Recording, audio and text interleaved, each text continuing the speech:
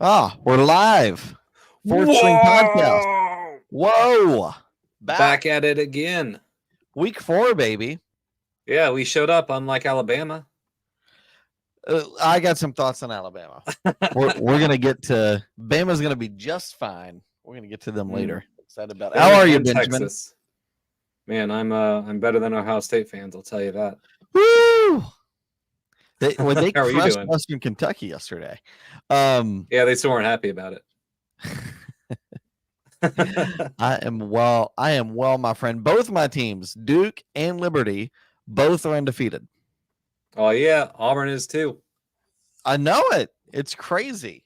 It's every year that I have a bad fantasy football team, Auburn does well. So I think next year you should tank your fantasy football team.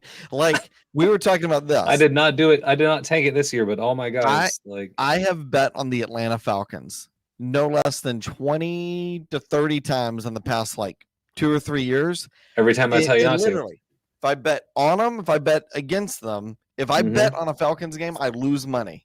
I've never won on a Falcons game. It's never happened.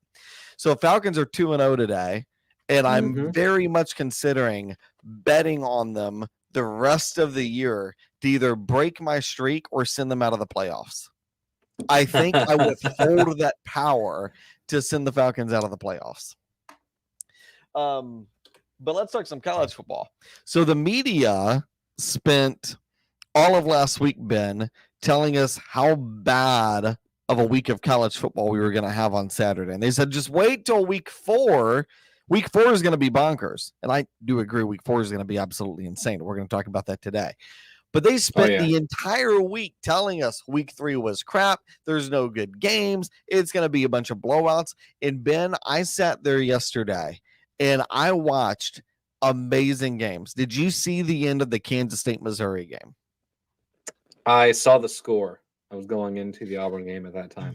Insane. The end of that game is one of the craziest games I have ever seen. To see Missouri go down to I think they had the 25 or 30 yard line, get called for 3 consecutive penalties to then hit a 61-yard game-winning field goal. I don't think I've ever seen anything like that. 61 yards? 61 yards to win the game. That's amazing. That thing would have been good from maybe 70. I mean, he crushed that kick. What is the record? I don't know. I know Liberty had a kicker kick a 67-yard field goal once. Was that against Virginia Tech? No. That was against U of R. That was against Richmond. Okay. I was on my wedding night, by the way. Oh, wow. Yeah. I watched it. Wild. Yeah. Nicole wasn't happy, but I watched it. So I wouldn't have been happy with you either. Well, look, it was a great game until they lost in overtime, but that kick sent it to overtime. All right. Georgia struggled with South Carolina for a half. I don't know if you watched that. Great game. Georgia came back in the second half, imposed their will. Florida State went to the wire with Boston College, which I don't think anybody expected. Texas nearly lost it to Wyoming. They needed they struggled hard. Oh my goodness. If Wyoming started off their first 3 games with wins over Texas Tech and Texas, I think they would have lost it. Rodeo, everybody expects that. But football, nobody expects that. Penn State struggled for a solid quarter and a half against Illinois. We saw Washington blow the doors off of Michigan State. We saw Bama go to the wire with South Florida in just this torrential, downpour, muddy game. Insane. Florida knocked off Tennessee yesterday, and Tennessee didn't look like a drum. Beat them like a drum. Yeah. Then we had, we had Missouri, Kansas State. We talked about that one. We had the night game. And Ben, I don't know if you set up to watch Colorado or Colorado State. I don't know that I've ever watched a game like that. I mean, I've seen some crazy games. Like Texas USC is obviously memorable, but that was more glamorous and stars and stuff. That game yesterday, a minute in, like, oh my God, this is going to be a fist fight. It was like a Mhm. boxing. And I mean, it was like that the whole first half. Now they calmed down a little bit in the second half, but I mean, it was still just insane. And They're then the all way it playing went into angry. overtime, just absurd. So I Yep. don't want to ever hear the media again tell us it's going to be a bad college football week just because 8 programs don't have big games. Like, this sport is about so much more than 8 programs throughout the country. And I'm so sick and tired of hearing the media tell us time and time again, look, unless it's Bama or USC or Ohio State or Michigan or Texas, we don't care. Like, that is so dumb. We saw some of the most amazing football yesterday. And for Oh, yeah. anybody that tuned out because the media told them to, you deserve to miss out on all of that. And I expect this week's going to be great. I'm rooting for this week to be great. But week 3 of the 2023 season is so far the best week of the season that we've seen. And I loved every minute of it. Was insane. There were multiple upsets that should not have happened that you were like, what is going on here?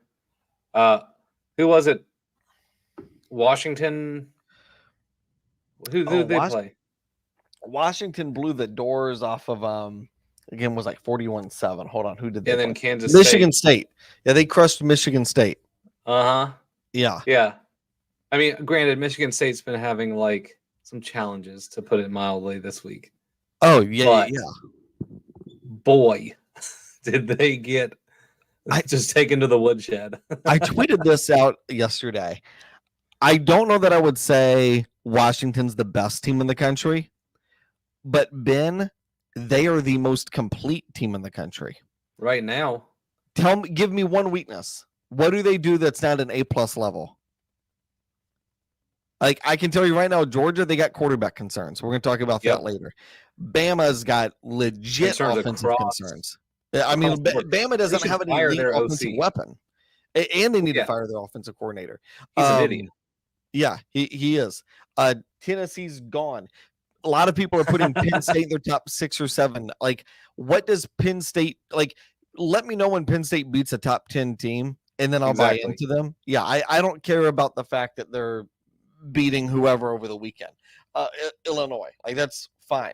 Notre Dame I like, but I don't think Notre Dame has an elite perimeter weapon. I think that is their only weakness. I think they're really, really good. USC, their defense is terrible or non-existent.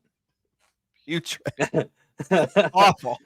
They can outscore anyone, but can they stop anyone? Right. Ohio State, you put up 63 on Western Kentucky yesterday. That's great. It's Western Kentucky. I don't care that you did that. Liberty might put up 63 on them later in the season, the way Liberty is playing.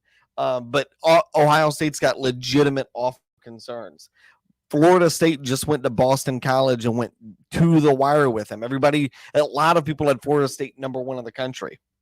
I mean, then you had Texas struggling with Wyoming. I still think Texas, as good as Quinn Ewers is, I think they offensively go through these periods where they can't do anything. They can't move the ball. They struggle. It's flat, and it takes them forever to get into a rhythm. And you can't do that in a big playoff game. So, Ben, again, I'm not saying Washington's the best team in the country because I don't know that they are, but give me one weakness because I can't figure it out. I've watched every game they've played so far this season. They look great.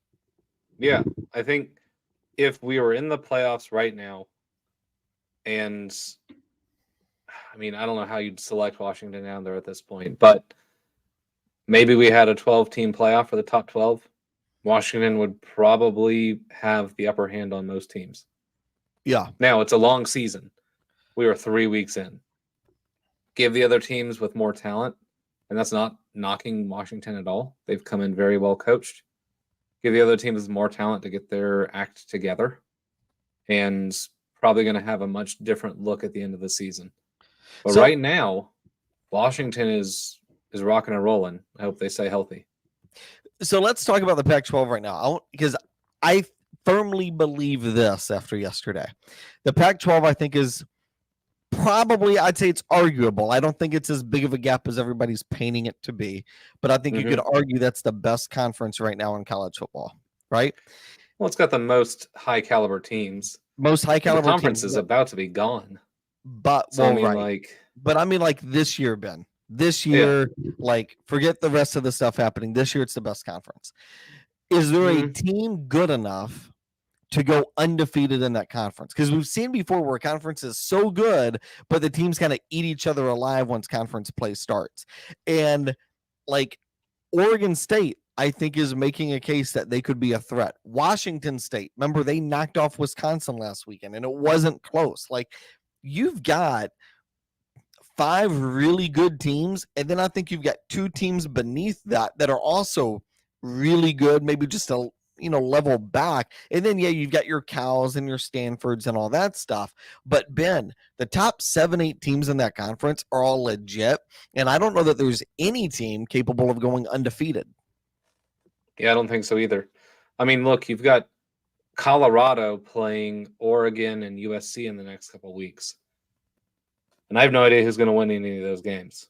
Right now, Colorado's weird. They're playing down to their competition. Granted, it was a rivalry game that we saw yesterday, but having to come back from 11 points down in the fourth quarter to then go to double overtime to beat your in-state rival who's not even in the same conference and you were projected to win by 24 points is kind of wild. So right now, Oregon has a ton of talent. They have a 5th or 6th year quarterback. I don't even know how long Bo Nix has been around at this point. It feels like forever.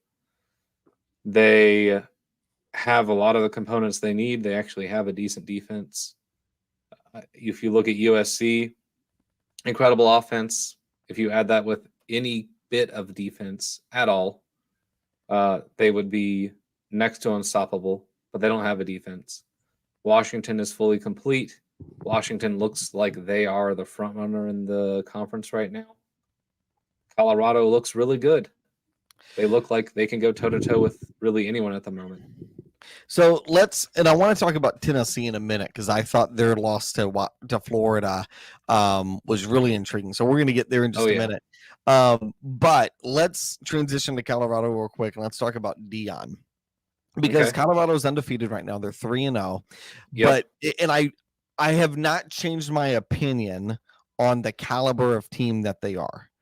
Like I've watched them. I'm like, yeah, this is what I expected Colorado to be. It's a lot of flash. They're winning games, but I don't think they are a great team. I don't even necessarily think they should be ranked right now. And I think they're going to lose several games between now and the end of the season. But I also don't know who beats them. And I'm starting to see this effect. Like, I think Colorado State, like the whole comments about the sunglasses and stuff, like if you really paid attention to it, that was actually really smart by Jay Norvell to do that because it got his guys fired up for that game. Right? Oh, yeah. It put them in the spotlight versus it just being about Colorado. But I'm starting to watch this, and here's the only thing I can compare Deion to. Tiger Woods, it's like being paired with Tiger Woods on a Sunday in the final round of a tournament. And he's on the leaderboard. And maybe you've got a 3 or 4 stroke lead. You might have the better team. But darn it, if you look across that field and you see Deion Sanders on the other side of it, there is a mental component to that I think gets under every coach's skin, gets under every player's skin. I think everybody feels like, oh, we're playing against Deion. I've got something to prove. And yes, are you maybe getting their best game? Perhaps. But I think a lot of it is they're overthinking the room. And I'm interested to see how that plays out when Colorado faces a USC. Or they face a Bo Nix in an Oregon. I mean, Bo Nix has definitely had his share of mistakes. What is he going to do when on the other side, Shedeur Sanders is just making play after play after play? Does Bo Nix all of a sudden feel like I got to play hero ball? Right? Like we're seeing Michael Penix. I think he should be the front runner for the Heisman. But Shedeur Sanders might win it because it's a popularity contest. Right? Mm-hmm. And I don't know, although I know Colorado is going to lose some games, I don't know who it's going to be. And I think no matter who they play, there's going to be that aspect to it. Like Colorado, I think, plays at Oregon this weekend. I think Oregon should blow the doors off of them. I think if that game ends up being like 41-10, I would not be shocked at all. But I also wouldn't be shocked if Colorado goes toe-to-toe with them. Dan Lanning, the Oregon coach, overthinks the room with his game plan. Bo Nix throws like 3 or 4 picks because he's playing stupid hero ball. And all of a sudden we look up Saturday and it's like Colorado's going to the wire with Oregon, right? And so I don't been like, where's the loss? I don't think they're going to go undefeated. I feel very confident they're probably like 6-6, but I also don't know where the loss is, and I would never bet against them. That's what I'm saying. Is like it feels like they can go toe to toe with anyone in a dogfight the way that they're playing. Now they're not going to blow anyone out, I don't think, because No, they're very emotional. It's an incredibly emotional team. Understatement of the year. They are not a fundamentals. They are a put a chip on your shoulder and then punch the other guy in the face. And that works for a while. Heck, we saw Clemson implement that for a few years and they won a few national titles. That was the mantra of Dabo when he first got there. We're the little guy. No one gives a crap about us. They're all making fun of us over here with the baby Auburn with the pond. And then everyone bought in and they, took that program to the next level. Granted, he hasn't been able to maintain the success, probably because kind of what we touched on last week. If you look at both Clemson and Alabama, they are performing very poorly when it comes to the changing landscape of college football and having to utilize the transfer portal and bring in players to plug in holes versus trying to grow them up like you did in the past. And they'll figure that out because they're good coaches. But right now, Colorado has the everyone hates us. They're making fun of us. Get angry, get on fire and punch the other guy in the face type football. And I don't know anyone else that's playing that right now. Yeah. Well, like, I think it's going to take other teams by surprise. Every great coach, I think, is capable of doing that to their team. I think Urban did it when he went to Florida. I think he did it when he went to Ohio State. I don't think Ryan Day's done it at Ohio State. I think it's something Lincoln Riley hasn't done at Oklahoma or USC. But then it's like we watched Georgia last year, and been the whole year Georgia was the odds-on favorite to win. And then what was the mantra at the end of the year? That all the players thought the media were saying that we're going to go like 6-6 or whatever it was. And we're all sitting there going like, are y'all dumb? And what it was is Kirby Smart excluded them from any outside noise. And Kirby Smart made them believe the entire year, guys, you were underdogs. Nobody believes in you. Nobody thinks you can do this.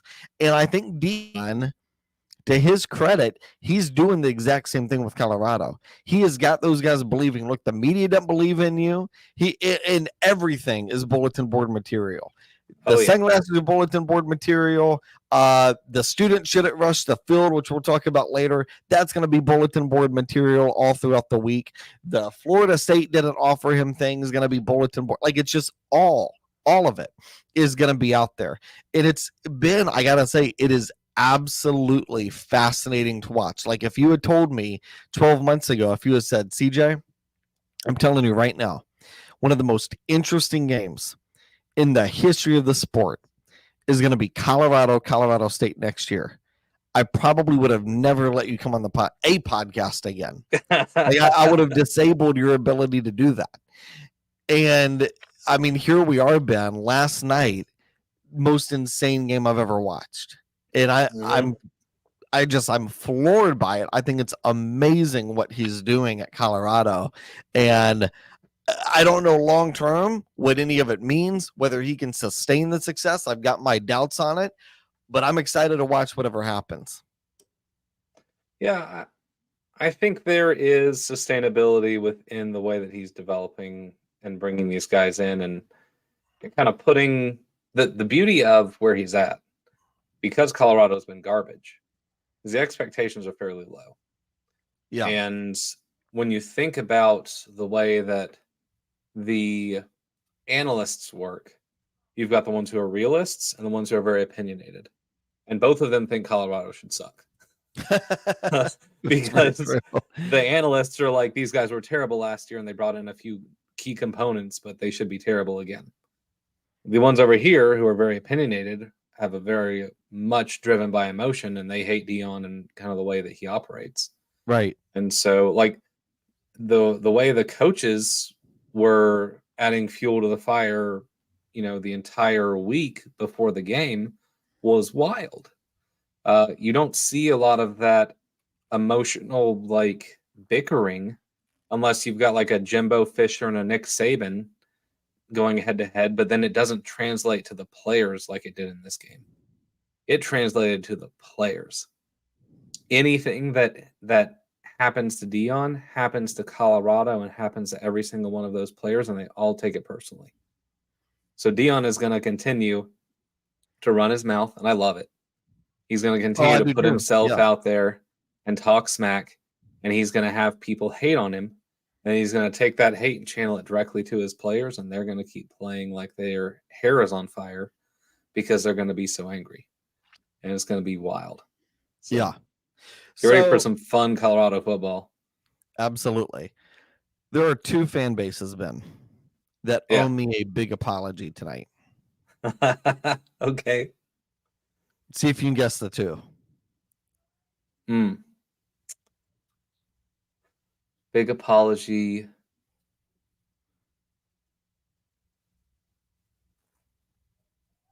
Give me a hint. Virginia Tech, which we're going to talk about in a minute. I was thinking that, but why do they owe you an apology? Because they were wrong again? Well, because Brent Pry deserves to be fired. Yes, he does. Yeah. No, they need, from my perspective, they should give him a 10-year, $10 million a year contract, just like other winners. Because you hate them and you root for their failure. Yeah. So if you're a Tech fan watching this, I want you to understand somebody actively rooting against you wants you to keep Brent Pry as long as possible. There you go. I love that man. Okay. He's almost as good as Michigan State's head coach. Yeah. Almost as good. All right. Second team or group of fans that owe me a big apology are Tennessee fans. When we did our season preview and I didn't rank them in the top 10, the biggest reason I did not rank them in my top 10 was because of Joe Milton. And Ben, the response on Facebook and Twitter and everything else, I've got DMs, I've got messages, I've got comments, I've got posts, I've got the receipts. Everybody thought I was crazy because Joe Milton, oh my God, he's going to be better than Hendon Hooker. It's real interesting. Joe Milton had an opportunity to win the job at Michigan, and Harbaugh said pass. Yep. And Joe Milton had an opportunity to beat out Hendon Hooker, and Josh Heupel said, no thanks, man.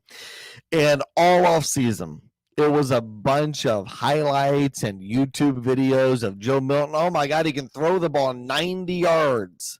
Yeah, you know how many times I need the quarterback to throw the ball 90 yards? Well, let's start off with like maybe once in the entire season. And generally, if our offense is in a position because we need to throw it 90 yards, we've done something wrong. So it's not really a skill set that's going to elevate our team or the play. Right. And Ben, I said in the offseason when we did our season preview and we did our SEC preview and we did our top 10, I said, I don't feel great about this year for Tennessee. I don't think their offense is going to be what it was last year. They lost their offensive coordinator. I don't think their offense is going to be what it was last year because they lost their quarterback. And sure enough, Ben, that offense has been absolutely terrible through 3 games, and they got exposed by a Florida team that I think still the fans want to fire their head coach before the end of the year. I don't think any Florida fan watched that game yesterday and thought, oh man, I'm willing to give Billy Napier a second chance. He's fine. His seat's fine. We're going to be good. I think Florida's still on track for maybe 6-6, 7-5. I don't think they look very good. And Tennessee yesterday could not move the ball. That team, Ben, that Tennessee team is falling off a cliff from last year. I understand they upset Alabama, but I had big problems with that defense coming into the year, and I thought the offense was going to take a major step back, and it appears they have.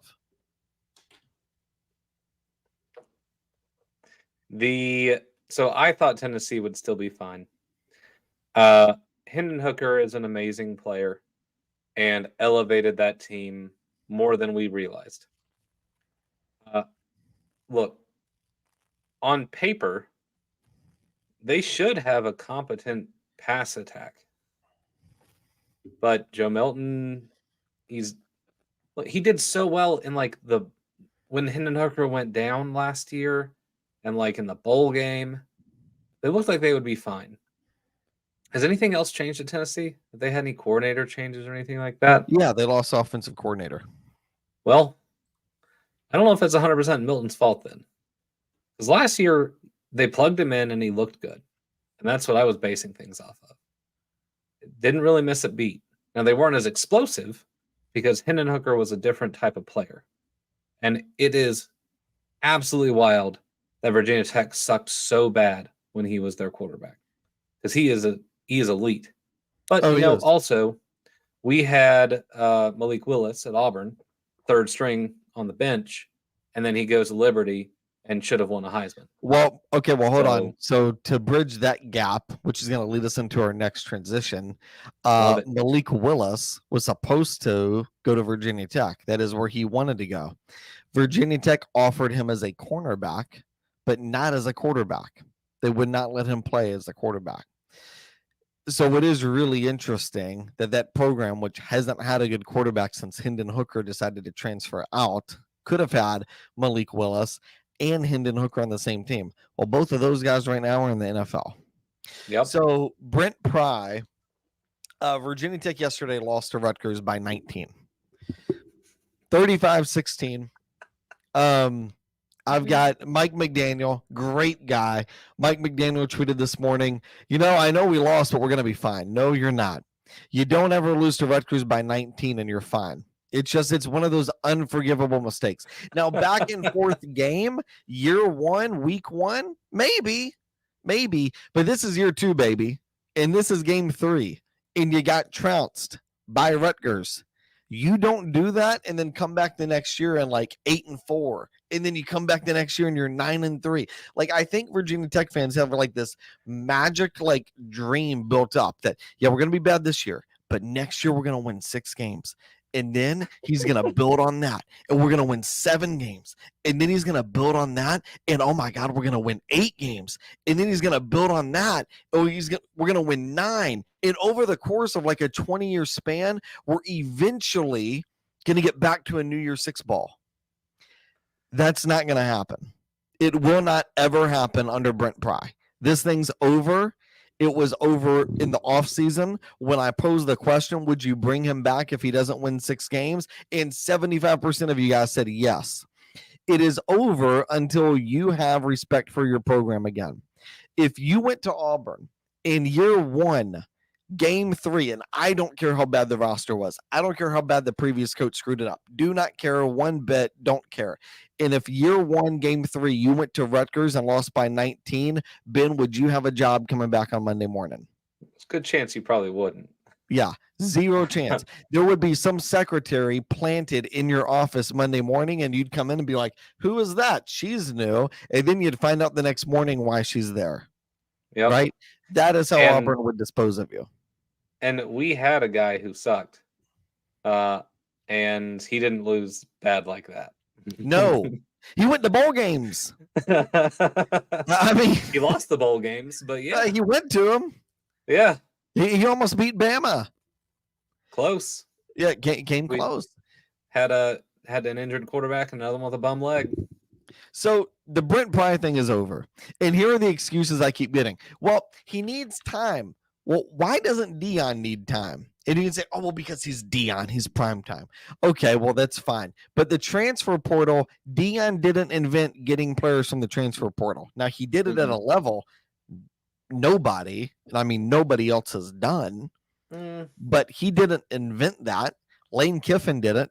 Sonny Dykes last year went to TCU. They were awful the year before. He comes into TCU. Year 1, boom, into the playoff. And I'm not saying that's what we should expect. But if you can't, in year 1, work the transfer portal enough to your advantage to get to a bowl game, I don't know what to do with you. You're Virginia Tech. I will tell you right now, I was at the Auburn game this past week, yesterday. We've had 3 games, still not looking great, but something very different is on that team, and it's the players, because I don't know any of them. because they're all new. They're except for like Jarquez Hunter, our running back. They're all new guys who were brought in via the transfer portal because Brian Harsin could not recruit worth a crap. No. And we had lost tons of players who vacated the team because he was a terrible coach and a bad leader. And they went into the transfer portal and went to somewhere where they could actually get development. And we were left with players that would ride the bench typically. And all of the players that we have now are making plays. Did Virginia Tech do anything like that? No. If you have a bad team, I don't care that they go from freshmen to sophomores and they gain a year of experience. It's still the same players. They're still just as not talented as they were the year before. Yep. Right?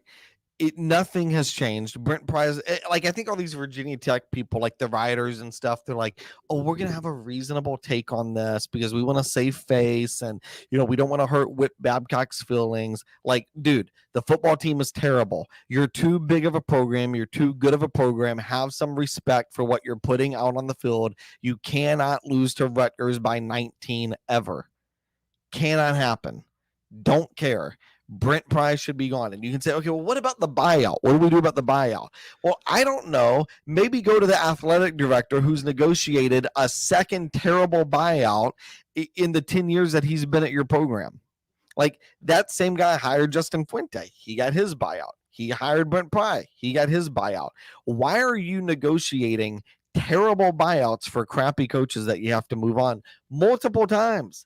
It might be time to take a look at your athletic director and say, yeah, I know we've got a really good men's tennis team, but that's not exactly why we brought you in here. Like, we'd like to be good in this football thing. Like, that big stadium, like everybody drives by when you go into campus, like next to the duck pond, like that big stadium. Yeah, we want that filled.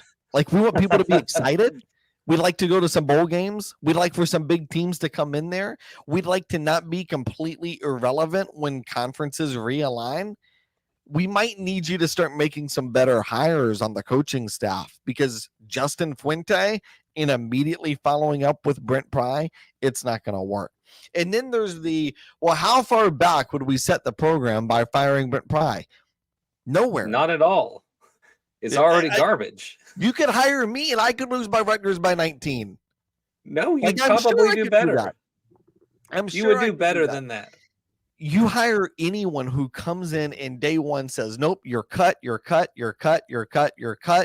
to go get some transfers. There are 20 players playing FCS football right now down the road at William and Mary that you could come and bring into Virginia Tech and instantly you'd be a better program.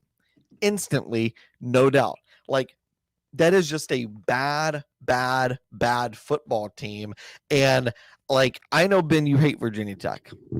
I'm not going to say I'm a Virginia Tech fan, but I root for the Virginia programs to be great. And it kills me to watch them go to Rutgers and put up that crap. It is embarrassing to say I'm a taxpayer in the state of Virginia and Virginia Tech goes to Rutgers and gets absolutely annihilated the day after UVA gets annihilated by Maryland. At least UVA started off the game well. Tech didn't even give me that. All right. I'm all fired up about Virginia Tech. Let's do our top 10. You ready? Oh, yeah. All right. Let's go 10 through 1. You go first. Give me your 10th best team in the country. 10th best team in the country, Alabama. I'm keeping them in the top 10 because, look, Nick Saban has a bunch of 5 stars on this team that he's been able to keep together. And right now, they're just not gelling. He needs to make some changes. He needs to quit listening to his offensive coordinator. He needs to slap some kids around. And he needs to take charge of a program that's going to embarrass him because he has not had a less than 10-win team in like the past 15 years. And he's about to if he doesn't figure this out because Texas did not look that great the week after going down almost to the wire and then winning by 10 against Alabama. And then, it was raining and whatever. Who cares? The fact that USF went into Alabama and was tied 3-3 at half and they didn't figure out how to do anything until the late third, fourth quarter, and they only put up 2 touchdowns. That's the worst, like, point total for a Nick Saban team against an unranked team. Not even like a terrible team, but an unranked team in like 10 years. They won 17-3. That's pathetic. This should have been a game where they could have easily played around, outlasted the other team. USF isn't bad. I've seen USF beat Auburn before. I've been at a game where USF beat us. It was terrible. It's one of my most hated games that I've been at. It was the first game of the season. They had a really good coach at the time. They Charlie went on Strong? to be no, Okay. wasn't that big guy. It He's was some on guy Bama with like stuff. hilarious. What? Why is he there? Okay, we'll get back to that later. The dude had like a visor or whatever, visor and some spiky hair. It didn't matter. That guy's not coaching USF right now. USF is not a great team right now, and they made Alabama look pathetic. Alabama's still one of the most talented teams, and they're still in the driver's seat at the moment. But people are vying for beating Alabama, every single team. Yeah. And right now, most teams in the ICC probably could.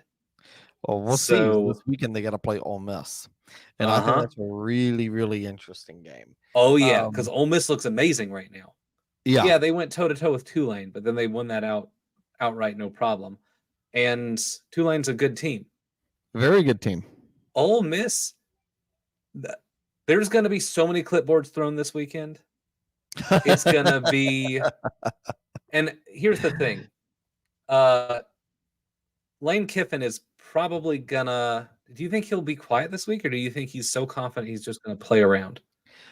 I would love to troll like crazy. Well, he's already tweeted like 3 times in the past 24 hours. Like he's retweeting Bama stuff with the GOAT. Oh gosh, I don't know what to make of it. I'm fascinated by it, but beyond that, I really don't know what to make of it. I hope he comes out on the field wearing like a crown and like a big cape, because it would be ridiculous. I just hope he comes out with a good offensive game plan is all. Oh, 100%. So my number 10 team is Penn State. And I'm even reluctant to put them in the top 10, but I mostly put them at 10 because I don't think there's great teams beyond like 7 or 8. I'm not going to put them higher than this, though. And I know there's a lot of people today that have them like 4 or 5, whatever. Look, James Franklin is like 2-15, I think, against top 10 teams. He doesn't, and I think his 2 wins are in bowl games, which means okay, you're winning top 10 games, but you're beating teams that have guys that are sitting out because of the draft. So, I mean, like, that's great, but I don't see this team beating Ohio State or beating Michigan. Quite frankly, I'm not sure they're going to beat Maryland later in the year. I think Maryland's legit. The only thing I will say about Penn State is I think Drew Aller is probably the best quarterback to play there under James Franklin. And he made a throw yesterday towards the sideline, one of the most insane throws I've ever seen. So I do think Penn State's good. I think they're going to be tough to beat, but I think we're going to get to the end of the year and like, yeah, Penn State's 10-2, or yeah, Penn State's 9-3. They got crushed by Michigan and we can't put them in the playoff, and they're going to wind up about here. So yeah, I mean, they're having a good season, but they played 3 games, haven't really played anybody noteworthy. So I don't care really too much about the results. I want to see them beat a top 10 team before I move them up any higher. All right. Let's go quick. Number 9. Number 9, Notre Dame. Look, Notre Dame. Notre Dame is entering my top 10 for the first time in a long time. And that's because right now they look pretty dang good. They brought in some really good players. The quarterback is gelling very well coming out of Wake Forest. Being on the main stage, and they're about to take on USC in a week or 2. Yeah, very interested in that game. They play Ohio State this week. Ohio State this week. The next 2 weeks for Notre Dame will be very telling. There's a good chance. Ohio State this week, then they travel to Duke next week. Notre Dame's playing Duke? Yeah, at Duke. And then they play USC later on in the season. I think it's right after that, actually. That the next 3 weeks, Notre Dame could lose all three or win all three. It's going to be very interesting to see what happens here with this team. They look good.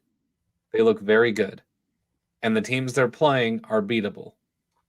I think right now Duke might be able to beat Ohio State. So I don't know. But Look, Duke looks might good, be in the man. top 10 here in a Duke couple looks weeks. good, man. So Notre Yeah, Dame's going to Notre Dame number play 9. Ohio State this week. They are at Duke next week. They're going to play at Louisville the week after that. It's a tough game. And then they're going to play USC at home. Okay. So, yeah, I mean, these next 4 weeks for Notre Dame, big games. Toss-ups. Big games, yeah. My number 9 team is Ohio State. No, I'm not ready to move them up any higher than this. Look, they crushed Western Kentucky yesterday. Now, I thought, because Western Kentucky is a really good quarterback, I thought Ohio State might be able to, or might get into some trouble with them. I thought it might become like a back and forth game. The one thing I will say about Ohio State is I think they have like a top 5 defense in the country. The defense is legit. And the D coordinator, whose name is escaping me for like the second or third week in a row, I know who he is. He used to coach at Duke. He's incredible. And in year 2, everywhere he's been, year 2 is where that defense clicks.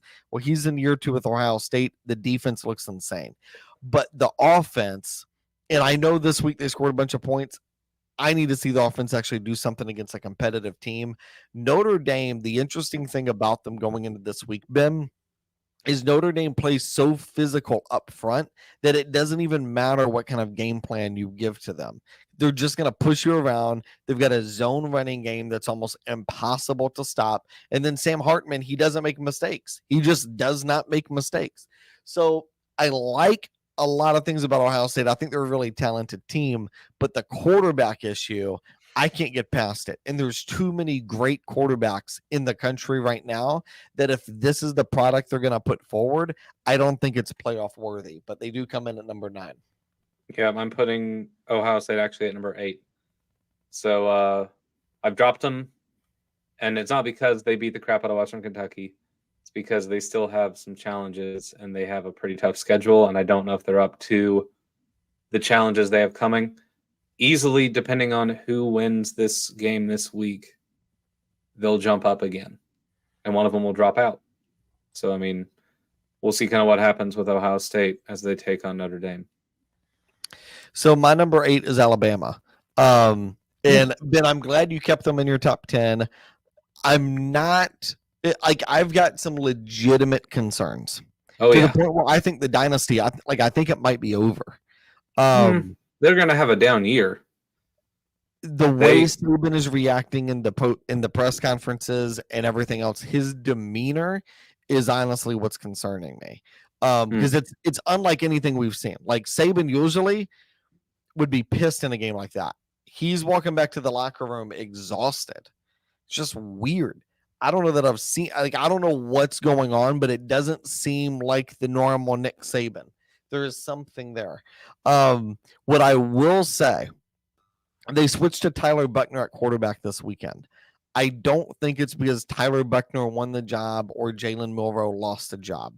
I think what it is Alabama played an incredibly physical game with Texas. I think Texas is a really, really good football team that they matched up with last week.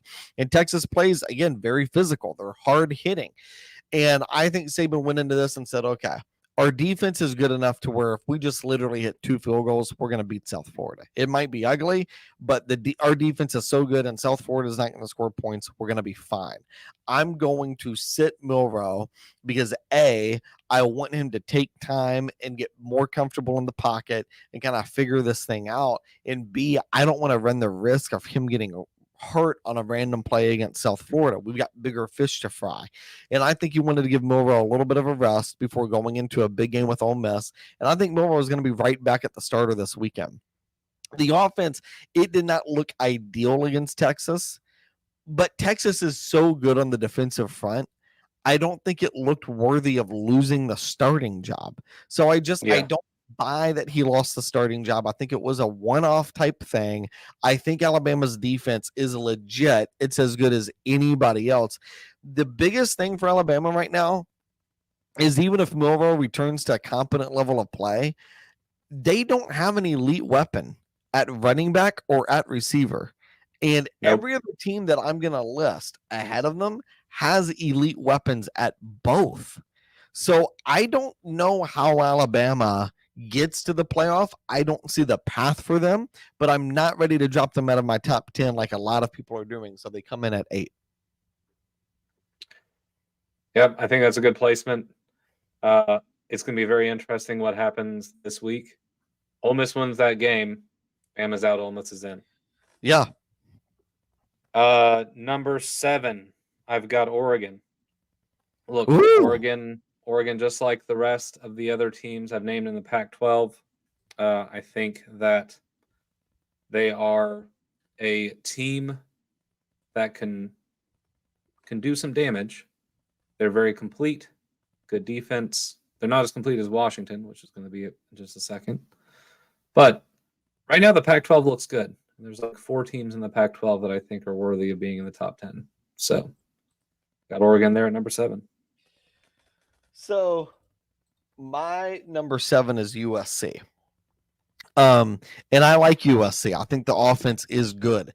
The offense is the reason why I have them in my top 10 at all. The reason I can't put this team any higher is same reason I've been saying past several weeks. The defense is just pathetic. It's awful.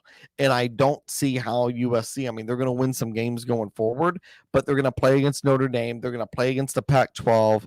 They're going to have to face off against Washington and Washington State, Utah, Colorado is going to play them, and in Oregon, and then they're going to get, if they get to the Pac-12 championship, they're going to get one of those teams again.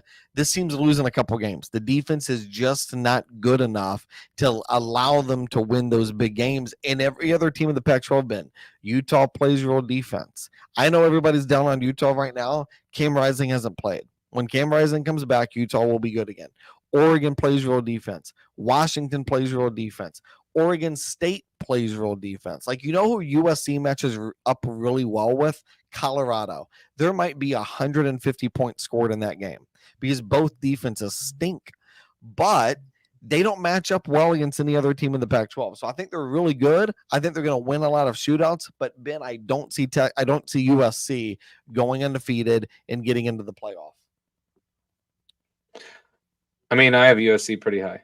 So I know you do. But right now, their I think defense you've got is a very picture of Caleb Williams in a Speedo, like on your wall or something, as much as you not love wearing him. the Speedo. There's definitely some man crush going on. He is doing the Heisman pose on the wall, though.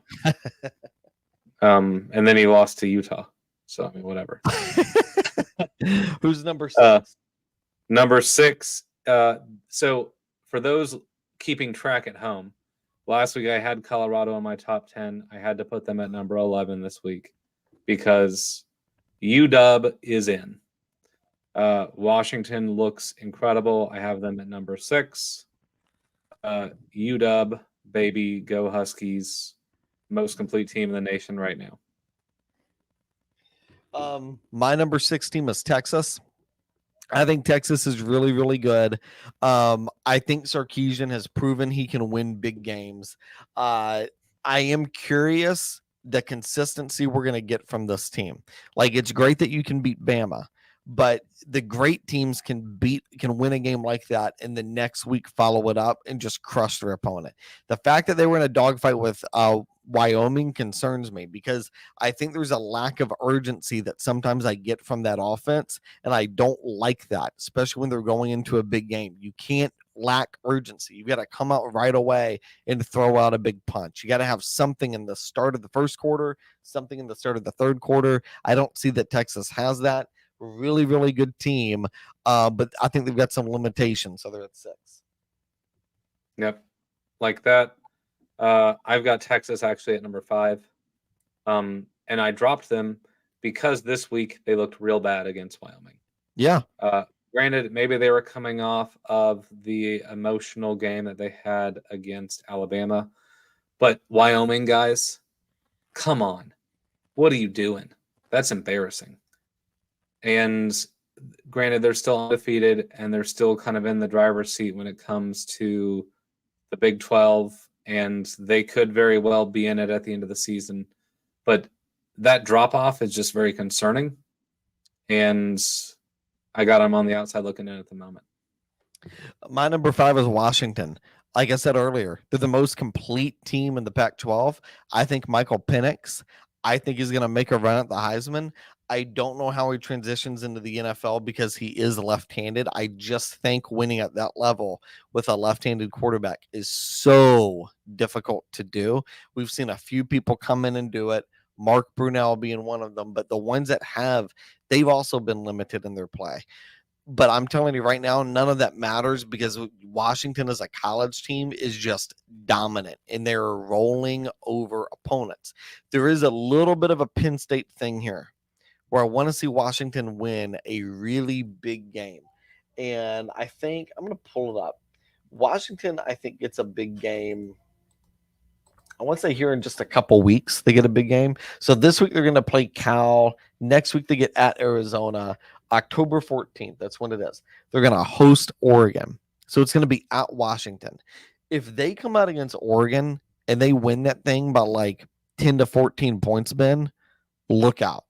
Because I think they're going to be in everybody's playoff discussion. This has gone from maybe a dark horse to win the Pac-12 to I think they're the favorite to win the Pac-12. There's a good chance right now. Granted, injuries happen, and it's a long season, and you don't crown the champion in week 3. Right now, they look amazing. Well, what? What are you going to listen? Yeah. Just saying, I can't bank on injuries right now. I got to go off of what I'm seeing. What I'm seeing to this point, Washington's the best team in the Pac-12. They're one of the best teams in the country right now. But longevity will kind of show us who's gonna win everything, and they'll weed each other out when it comes to the Pac-12 here in the next few weeks. I know there's no real way to do it because college football is just the whole thing's a beauty pageant, right? It's part of what makes the sport super special. But if there were no rankings to start off the year, and if we knew nothing about these teams, and we just went off of what we watched, I think everybody today would have Washington as the number 1 team in the country. I'm agree with that. Necessarily they are. Just based on what we've seen to this point in the season, nobody's playing as well as they are. Yep. The team is fully complete. They've got to stay healthy. They've got to continue to beat teams handily the way they are. But yeah, when it comes to a complete team that's not struggling at all, granted they haven't had a lot of competition or challenges yet, beating the crap out of a Michigan State team who just lost their head coach and were also terrible before isn't like a big win. But they're going to have a lot of challenges coming up, and I think they will kind of prove themselves here in the near future, as long as they stay healthy. Yeah. Number 4, FSU. Look, I hate the Seminoles, but I don't think there's anyone else in the ACC that can stop them. I think they will be able to run the table in that conference, and they will go and win the ACC championship game, and then they will be one of the contenders to go into the playoff. And right now, it doesn't look like, unless some crazy stuff happens, it doesn't look like they don't make it in. So I've got to have them at number 4 because I think they make it just by default. I think they'll get beat by whoever they play because the ACC just isn't at the same caliber as some of these other conferences. And right now I don't know who they're going to be challenged by. That's where I'm at with FSU. So that'll probably hurt them in the long run. But I've got them at number 4. They're my number 4 team too, Ben. They are. This week, and I think it's really interesting, they're going to go to Clemson this week. And it should have been a big game, but I don't think it will be. They should beat Clemson by 3 touchdowns. Florida State's a 1.5 point favorite. I know. I don't know. I'm taking Florida State. Like, I'll put all the money on Florida State. Well, yeah. I mean, we'll see. I still think. I'm not putting Clemson in my top 10. I don't think Clemson is as bad as people think they are. It is a road game. Florida State looked extra sloppy this weekend.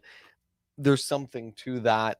What I will say about Florida State is I think Boston College, when it's in Boston, it's just a weird environment to play. Boston College has upset teams at home. Like, remember a few years ago, Ben, Clemson, which was a dominant team at the time, Yep. went to Syracuse on a Friday night and lost. And like everybody was like, what the crap? Like, they lost to Syracuse. And Boston College is very, very similar to that. Like in the Northeast, you just get weird days. And I think Florida State just kind of ran into that. The Boston College game was just more bizarre than anything else. And Boston College played keep away for a lot of that game too, which you can play some close games doing that. And Boston College almost beat Clemson back when Goldilocks fell out. He got hurt for like 2 games. Yeah. Like he got COVID. That was what it was. It was in 2020. Right. And, yeah. Maybe 2021, one of the two. Yeah, that was like first or second week of the season, and Boston College played them close. Yeah. Like Boston College they have these, look, Matt Ryan played there, the Hokie Killer, back when Virginia Tech was a decent team. Boston College just has those games where they can knock off a team any week. Yeah.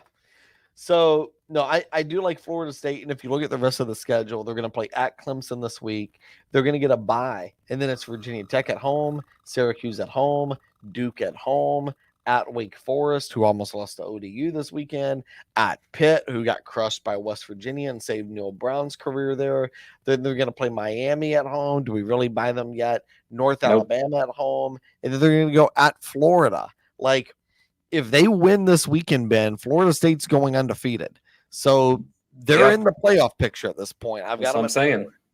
Yep. Who's your number 3? USC. Got Caleb Williams up here in a Speedo doing the Heisman pose. And he deserves every bit of the praise. Look, he doesn't have a lot of great players to pass to, and they're still putting up ungodly numbers. The defense sucks. There's no, like, pea poking around it.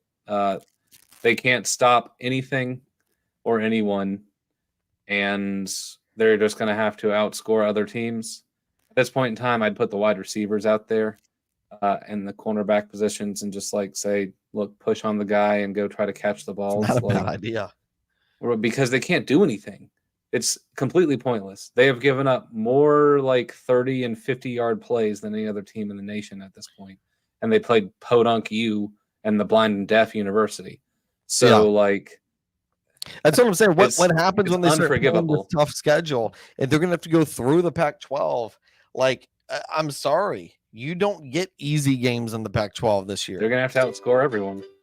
So the only way that USC makes it is they outscore everyone, which they can do. Right now, their offense is the best in the Pac-12. Is it the most complete? No, but it's the best. It is the most explosive, and they're going to keep putting up these crazy numbers, and they're going to keep outscoring teams. Is that sustainable? I don't know. We're going to find out. It shouldn't be. Historically, you don't win championships by having an explosive offense because you have to be able to stop other teams. And right now, I don't know if USC could stop anyone. I think you and I could put together a team and we blow through them. So it's a little bit wild right now, looking at their defense. But I still have them up there because I think they're the most talented offense in the Pac-12, and I think they're still going to be able to outscore teams regardless of who they play. Yeah. So my number 3 is Notre Dame. I think they are almost as complete as Washington. The only thing I'm concerned about with Notre Dame is I think the outside. I just don't think they have an elite perimeter weapon on offense. But even without that, Ben, 42 points game 1, 56 points game 2, 45 points game 3, 41 points game 4. They haven't scored less than 40 points this season. Not one time. So the offense is explosive. I want to see how they do against Ohio State this weekend. I think it's really interesting because I think Ohio State's defense is amazing. I think Notre Dame with Sam Hartman in at quarterback is a really, really fun offense. And I think they're going to push teams around. Like, I think Ohio State, they're not used, the defense is great, but they're not used to going into a game and being outmatched physically. And I think Notre Dame, that offensive line has the capacity to do that.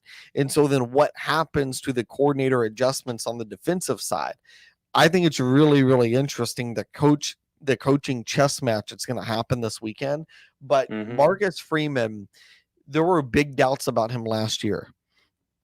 And this year I said this might be an Ed Orgeron thing where maybe he's not a good coach, but he's just got so many dudes, it doesn't matter.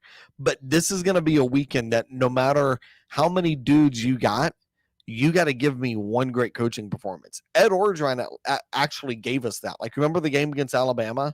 Like, Nick Saban was flat out coached by Ed Orgeron in that game. It was not just dudes. He was out coached. So can we get one or two of those games from Marcus Freeman this year? We got to get it this weekend.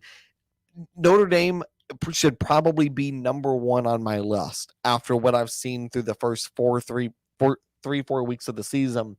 But I want to see how the coaching match plays out this weekend and how Notre Dame ends up. But I've got them at 3. I think they're a really, really good team. I like that. My 1 and 2 are tough, man, because it is tough. But I'm feeling way more confident about my number 2 now. I completely agree. I got to pull the trigger. Is he going to do it? I'm going to do it. Dogs at number 2. There it is. Bulldogs. No one believes in them. They are going to go 6-6 or whatever Kirby says all the time. Look, the fact that they were losing to South Carolina, who got pummeled by UNC a couple weeks ago and just hasn't looked good this year at halftime. And they had to figure out a way to come back. One, the adversity is going to help them in the long run. Great. But they have not been able to start games quickly. I watched the Ball State game where they played them. It was scoreless in the first quarter. They look pathetic. Yeah, they're going to outlast a lot of teams. But right now they don't have a run game, which is weird for Georgia. They typically have like a 3-headed monster. Fluffy, have you seen Harry Potter? Fluffy, the big bulldog thing that guards. I've never seen Harry Potter. Well, that's okay. So there's a 3-headed bulldog, and that is what I typically think of the Georgia running back situation. They usually have at least 3 players who are going to be like outright incredible running the ball. They don't have that this year. They don't have a great run game. They don't have a great pass game. They have an incredible defense, and that will keep them in every game. But they didn't look great against South Carolina and whatever his name is. What's South Shane Carolina's? Beamer? Oh, Beamer, but who's the quarterback? Spencer Rattler. There we go. Yeah, Spencer Rattler put on a show in the first half. And it wasn't a great show, but he's still well. And here's the thing. So, and by the way, I've got Georgia at 2 as well. Yeah, I know you do. You have it all season. So yeah, I know. And you thought I was crazy 2 or 3 weeks ago. Yeah, no, look, they should have the guys to be good, but they haven't gelled yet. No, not yet. Which is exactly what I predicted would happen, because you can't just lose that much time. Rotate guys all you want. You can't just replace Stetson Bennett. The defense looks great. Defense does look great. But you can't just replace guys like Stetson Bennett and Pickens and all these guys they've brought in and just expect to constantly dominate like that. Everybody has struggled with it. It's why nobody wins 3 in a row. It's crazy. But if you go back to that game yesterday, Juice Wells, who was he's like Debo Samuel 2.0 in South Carolina, he left that game. If he had stayed in that game, I'd make the argument South Carolina wins. So the guy is just that talented. So he left that game and still South Carolina pushed them around for 4 quarters. And South Carolina had opportunities in the fourth quarter to get the lead back, to tie the game again, to keep extending that game and send it to overtime. Now, they weren't able to pull the trigger, but I'm telling you, if Juice Wells had been on that field, maybe they're able to do that. And so Georgia survives yesterday. But what happens when Auburn gives them that same fight later in the year, or Florida does it, or Ole Miss does it, or Tennessee does it? Like somebody, if Georgia plays like they did yesterday, somebody's going to knock them off. And I think who like in the running game, it's not what it was last year. They still almost ran for 200 yards. This falls directly on the shoulders of that quarterback Carson Beck. And I said this I've said this for the past 2 weeks. His approach to the game is abysmal. Like Stetson Bennett was way too much emotion, like just constant. But I'd rather have way too much emotion than, dude, you just went out and threw a terrible pick, and now you've come back and like you look carefree. Like, are you kidding? That's not the spirit of SEC football at all. And that's why Georgia fans have been pissed off the past couple of weeks, is because it's like we went from Stetson Bennett to this. Like, we don't care about the talent.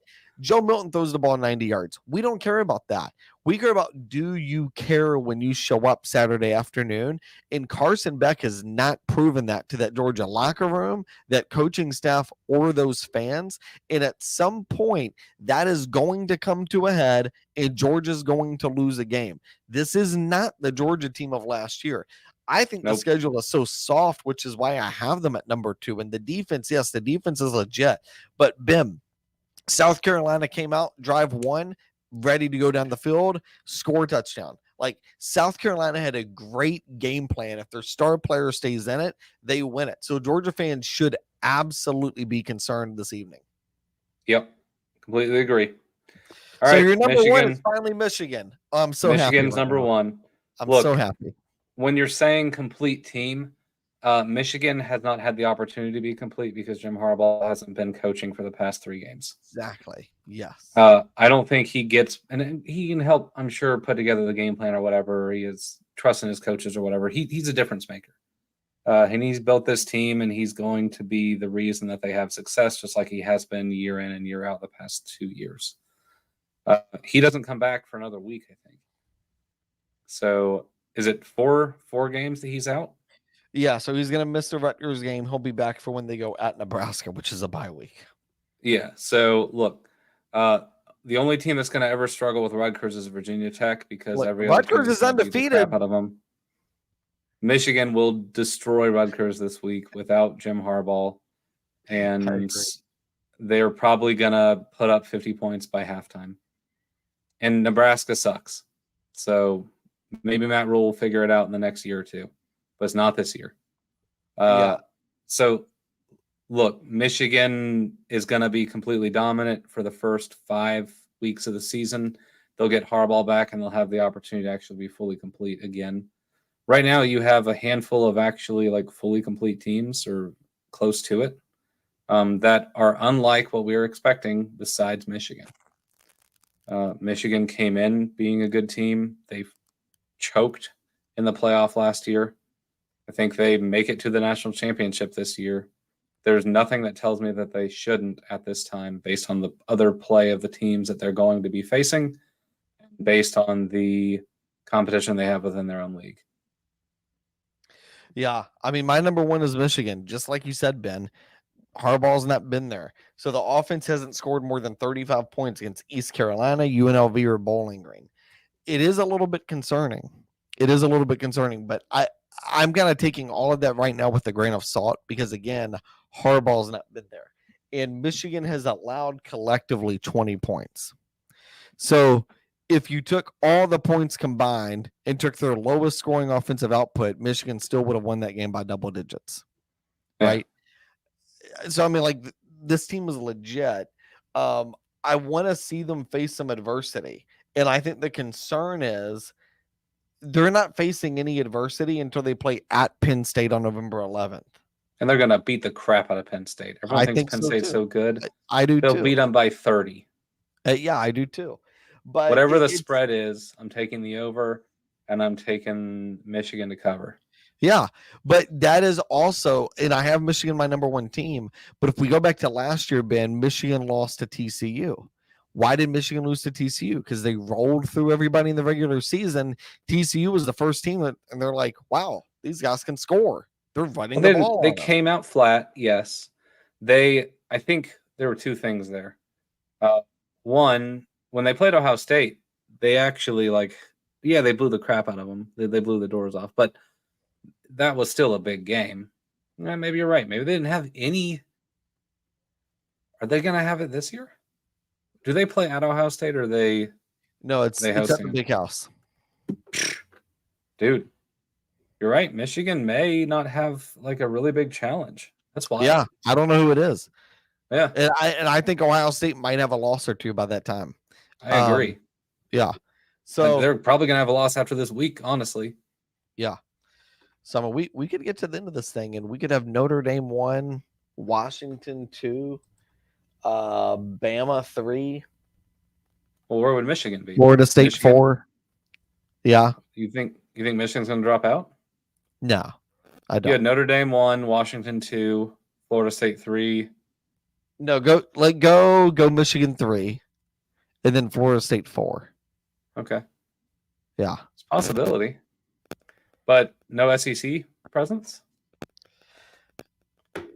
I don't see anyone leaving out SEC. What about Ole Miss? Ole Miss could very well run the table right now. Ole Miss looks great. I don't trust them to. If Ole Miss wins this weekend, I'd be like, yeah, that doesn't shock me. No, for them I expect them to win. If they end the year 12-0, I'd be floored, because the consistency, Ben. Like, I just don't think. Like, I think people look at these games and they start marking W's and marking L's because you can piece it all together. But what you can't piece together is the fact that every single one of these games is so difficult to win. In Tennessee, they had that Florida game marked as a W until they go to Florida and Florida punches them in the mouth. It's like that saying from Mike Tyson, like everybody's great, get a great plan until they get punched in the mouth. Right. Yep. Like, I understand, you can look at this and you can piece together all these wins, but there's going to come a time where, and I'm guilty of doing this too with teams, but there will come a time where every single team is going to be faced with a tough game. All right. We've a long show today, but I do want to preview some games for next week. I was actually going to do the BS meter, but I don't think we've got time to do all that. We don't. No. So let's go into some games next week, Ben. I want you to give me one game where two top 25 teams match up and you pick a winner and it's your most confident winner of the weekend. Boy. Most confident winner. Let me look at top 25. Got to be a top 25 matchup. Top 25 matchup. Yeah. Gosh. There's a lot of games. There is. So super confident about. That you feel super confident about? Don't.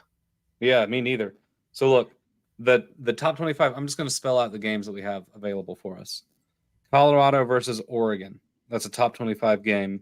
Oregon's favored by 20.5. 20.5. I'm taking Colorado with the points, not to necessarily win it. If you've got UCLA and Utah, I think UCLA is going to beat Utah, and Utah is currently a favorite of 5 points. Utah does not look good right now. UCLA looks decent. You've got Ole Miss and Alabama. Alabama's a 6.5-point favorite. It's at Alabama. I think Ole Miss wins that game. Am I confident about it? I don't know. I'm probably going to do a 5-game parlay on these picks. And will it work out? I don't know. Last week I had 1 loss. And it dropped my parlay. So whatever. Because Tennessee can't take care of business for the first time in 20-something years down in Gator Nation and the swamp. Florida. Not since 2003 or some crap like that. Like, come on, Tennessee. What are you doing? Just a joke. We've got Oregon State versus Washington State. Oregon State's a 2.5-point favorite. I don't even care about that game. We've got Ohio State versus Notre Dame. Ohio State is currently a 3-point favorite. It's at Notre Dame. I'm picking Notre Dame. They're a in this game. 3-point favorite at Notre Dame. Yes. Ohio State is a 3-point favorite at Notre Dame. I'm picking Notre Dame to win this game. Okay, so hold on. Which is ridiculous. You get 4 points for being the home team. 3 or 4, somewhere in there, yeah. So Vegas is saying if these two teams met on a neutral field, they would take Ohio State. That Ohio State minus 7. Yeah. I know, right? And then you've got Iowa versus Penn State. Penn State's a 14-point favorite. There's a lot more money in Vegas than there is in my household. Correct. That alone is making me rethink my rankings. Is it really? I don't know. What do you do? Like, I feel confident about Notre Dame, but when Vegas is saying Ohio State is a 3-point favorite at Notre Dame, I mean, is it just because there's a bunch of Notre Dame fans. Catholics bet, don't they? Or do Catholics not bet? I don't think so. I think it's against, you put your money and you give it to the Catholic Church. And the Catholic Church will bet on your behalf, which is that you need to put more money in the piggy bank. This is going to Google. If Catholics don't gamble, I can explain why Ohio State's -3. It's because a bunch of Ohio State fans will play points on that. But they will. If Catholics gamble, I don't think so. I think it's against. I'm sure it's against something in Catholicism, not to gamble and instead give your money to the church. They're all about power and money. So, no offense, Catholics, but it's true. Between those 5 top 25 matchups, I think I'm most confident in Notre Dame beating Ohio State. While gambling may be a luxury in the Catholic view, it is not considered sinful except when the indulgent in it is inconsistent with duty. It's kind of like my thought on gambling, and I gamble all the time. Well, you can, as long as you give your 10% in tithe, then you can use the rest of the money however you please.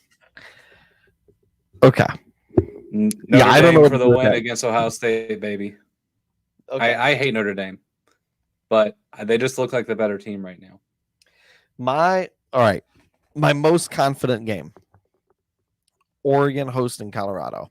One, I don't think Colorado is a great team. I think they've beaten a bunch of crappy teams, and I think they're ranked because it's Deion. And there's no Travis Hunter this weekend. At least supposedly he's not supposed to play. That's wild. He scored a was he the one? He plays both. He's the one that got hit. Supposedly that hit is what sent him to the hospital, but he played like a whole quarter after the hit. And I don't know. Deion Sanders has 2 kids on the team. Both of them scored a bunch of touchdowns. So yes, one of them had like a pick 6.